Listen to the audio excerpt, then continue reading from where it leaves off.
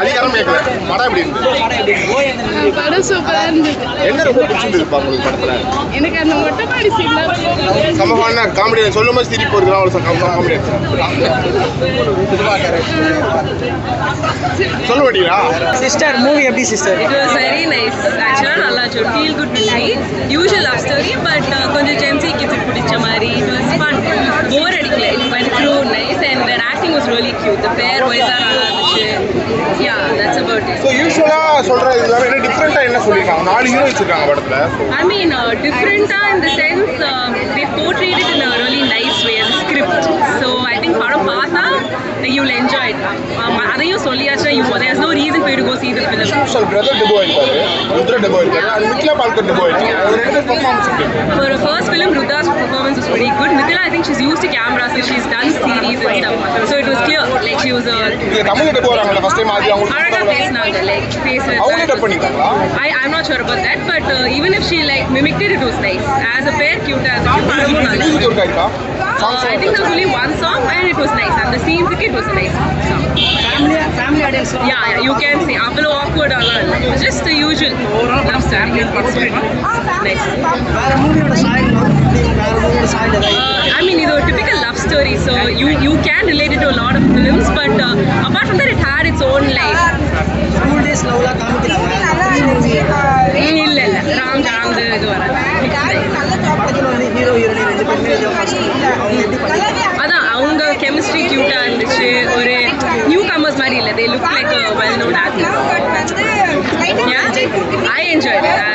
I kind of love these movies, so எனக்கு இந்த genre love ஸ்டோரியா இல்ல டிஃபரெண்டா இருந்துச்சா? ஓவரால் ஸ்டோரி ஃபர்ஸ்ட் ஹாஃப் விட செகண்ட் ஹாஃப் வந்துட்டு லைக் பேலன்ஸ் பண்ணி எடுத்துட்டாங்க. நல்லா இருக்கு. உண்மையாக சொன்னால் ஒரு ஃபிலிம் மேக்கர் பெர்ஸ்பெக்டிவ் பார்க்குறப்ப நல்லா பண்ணியிருக்காங்க. கண்டிப்பாக நார்மல் லவ் ஸ்டோரியா இல்ல புதுசா சொல்றாங்க? ஆக்சுவலி நார்மல் கமர்ஷியல் ஃபிலிம் மாதிரி வந்திருக்கலாம். பட் புது பீப்புள் வச்சு எடுத்ததால இது கண்டிப்பாக ஒரு இம்பேக்ட் கொடுக்குமான்னு தெரியல. பட் நல்லா எடுத்திருக்காங்க. ஹீரோ டெபியூ எப்படி இருக்கு? நல்லா இருக்கு. அவங்களோட வாய்ஸ்லேருந்து எல்லாமே அவரே கொடுத்துருக்காங்க. அவரே பண்ணியிருக்காரு.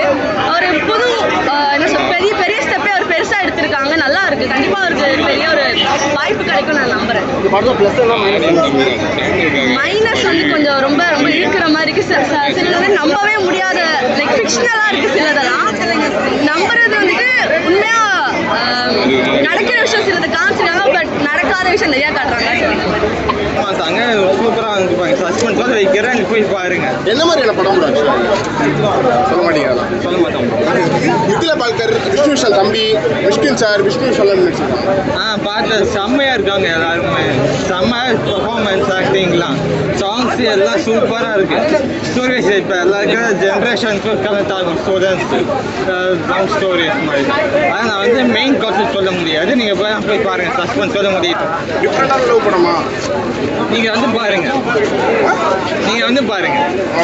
கண்டிப்பாக எல்லாரும் வந்து பாருங்க. சூப்பராக இருக்கு. ஒரு லவ் ஃபிலிம் நிறைய லவ் ஃபிலிம் பார்த்துருப்போம். அதோட சாயல் வேற படம் பார்த்தோம்னா ஏதாவது சாயல்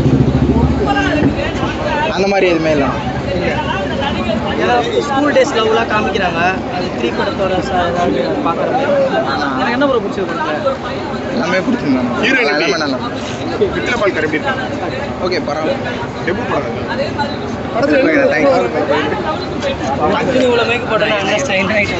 நம்ம யங்ஸ்டர்ஸுக்கு ஏற்ற மாதிரி படம். புதுசாக எடுத்திருந்தாலும் ஹீரோயின் எல்லாரும் அழகாக இருந்தாங்க. எண்டிங்கில் பேசுனதும் எல்லோரும் கேஸ்ட்டை பார்த்தோம். படம் எங்கேருந்து பார்த்தாலும் உங்களுக்கு வந்து கரெக்டாக புரிஞ்சிடும். பாதிலே அந்த படம் பார்த்தாலும் புரிகிற மாதிரி பக்காவாக எடுத்திருக்காங்க. எண்டிங்கில் நல்ல டிஃப்ரெண்ட்டான எண்டிங்கு. எல்லாருக்கும் பிடிச்ச மாதிரி எண்டிங் கொடுத்துருக்காங்கண்ணா. படம் இப்போ தான் ரிலீஸ் ஆச்சு. ஃபஸ்ட்டு எங்களுக்கு கொடுத்துருந்தாங்க. நான் காலேஜ்லேருந்து வரோம். பக்காவாக பண்ணியிருந்தாங்கண்ணா. பெஸ்ட்டு படம். என்ன மாதிரியான படம்? லவ்ல என்ன டிஃப்ரெண்டாக இருக்குது? லவ்ல டிஃப்ரென்ஸ்னா நம்ம ஒருத்தருக்காக நம்ம எப்படி சேஞ்ச் ஆகிக்கிறோம், இன்னும் நம்ம மிஸ்டேக்ஸ் எப்படி ரியலைஸ் பண்ணுறோம், நம்ம மாற்றிக்கலாம், ஒருத்தருக்காக எவ்வளோ வேணால் சரண்டர் ஆகிடலாம் அப்படின்னு மிஸ்கின் அதில் சொல்லியிருப்பார் ஒரு சீனில். ஸோ நல்ல படம் தான். உங்கள் ஃபேமிலியோட வந்து பார்க்கலாம், உங்கள் கேர்ள் ஃப்ரெண்ட்ஸோட வந்து பார்க்கலாம், யாரோட ஃப்ரெண்ட்ஸோட வந்து கூட பார்க்கலாம். சிங்கிளாக பார்க்கலாமா? சிங்கிளா நாங்கள் சிங்கிளாக தானே வந்தோம். பார்க்கலாம், அவ்வளோதான் சொல்ல முடியும். படம் என்ன எதிர்பார்த்ததுன்னா பண்ண வைப்பு தானே. படம் பார்க்க வந்தது அந்த வைப்பை கொடுத்துட்டாங்க அவங்க, அவ்வளோதானே. சரி ஆ சூப்பராக பேசுகிற ஓடுற அப்புறம் எப்படிலாம் ஒர்க் பண்ணுறீங்க? நானும் தான் ஒரு சேனல் வச்சுருக்கேன். சரி ஓகே, நல்லா இருக்கு. ஆள் பார்த்துருக்கேன் அப்பா.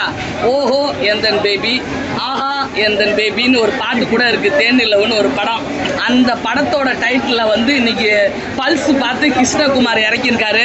ஒரு நடிகரான ஒரு இயக்குனரால் எவ்வளவு 2K கிட்ஸுக்கு நல்லதை கொடுக்க முடியும், அது கெட்டது பண்ணுச்சுன்னா அதுக்கு மூல காரணம் யார், அந்த பேரண்ட்ஸு எப்படி வாழணும், எப்படி வளர்க்கணுன்றதை அழகாக எடுத்து சொல்லியிருக்காரு.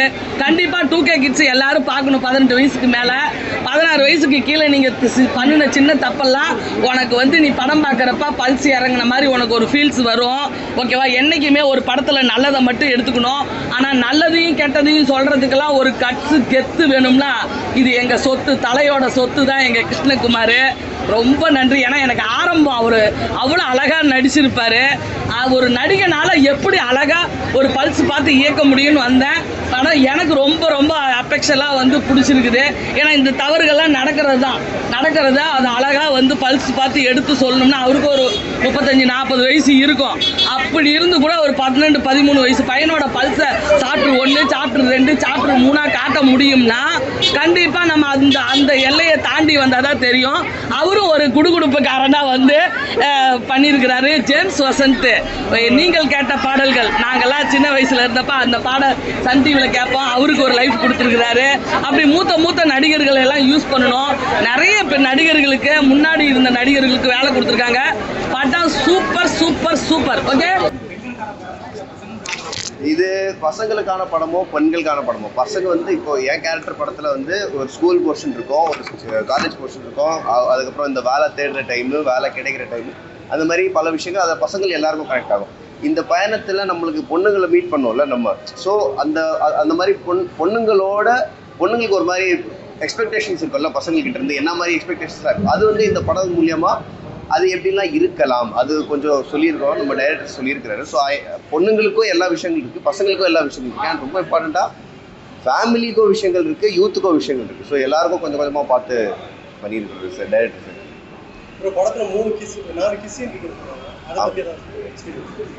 அந்த எக்ஸ்பீரியன்ஸ் பற்றி வேறு நம்மளும் சின்ன வயசில் படம் பார்த்துருக்கோம், அது வேறு மாதிரி இருக்கும்னு தான் யோசித்தோம். ஆனால் என்னன்னாங்க, நீங்கள் பார்க்குறது வேறு, அங்கே நடக்கிறது வேறு. ஏன்னா ஒரு 150 பேர் முன்னாடி இப்போ நம்ம ஸ்க்ரீனில் பார்க்கும்போது 2 பேர் தான் இருப்போம். ஆனால் அங்கே செட்டில் போய் பார்த்தா 150 பேர் 200 பேர் இருப்பாங்க.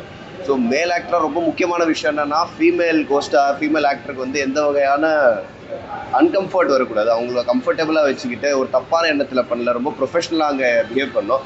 ஏன்னா அது தாண்டி நிறைய விஷயம் இருக்கும். இப்போ கேமரா இங்கே இருக்குன்னா நம்ம ஃபேஸும் தெரியல, இந்த மாதிரி விஷயங்கள் நிறைய மைண்டில் ஓடிட்டு இருக்கோம். ஸோ பார்க்கும்போது அதை எப்படி ரிசீவ் பண்ணுவாங்கன்னு எனக்கும் தெரியாது. நானும் அந்த பக்கமாக பார்த்துருக்குறேன். பட் இந்த பக்கம் வந்து பண்ணும்போது அது ஒரு வேறு மாதிரி எக்ஸ்பீரியன்ஸ். அது கொஞ்சம் கேர்ஃபுல்லாக தான் சென்சிட்டிவான விஷயம், கொஞ்சம் கேர்ஃபுல்லாக தான் ஹேண்டில் பண்ணுறேன். ஏஆர் முருகதாஸ் சார் நேற்றே படம் பார்த்துட்டாரு, அவருக்கு ரொம்ப பிடிச்சிருந்தது. அண்ட் அவர்கிட்ட தான் நான் அசிஸ்டன்ட் டைரக்டராக வேலை செஞ்சேன் தர்பார் படத்தில். ஸோ அவர் வாயாலேருந்தே படம் நல்லா இருக்குது, நீ நல்லா பண்ணியிருக்கேன்னு கேட்கும்போது ரொம்ப ரொம்ப சந்தோஷமாக இருந்தது, திருப்தியாக இருந்ததுங்க.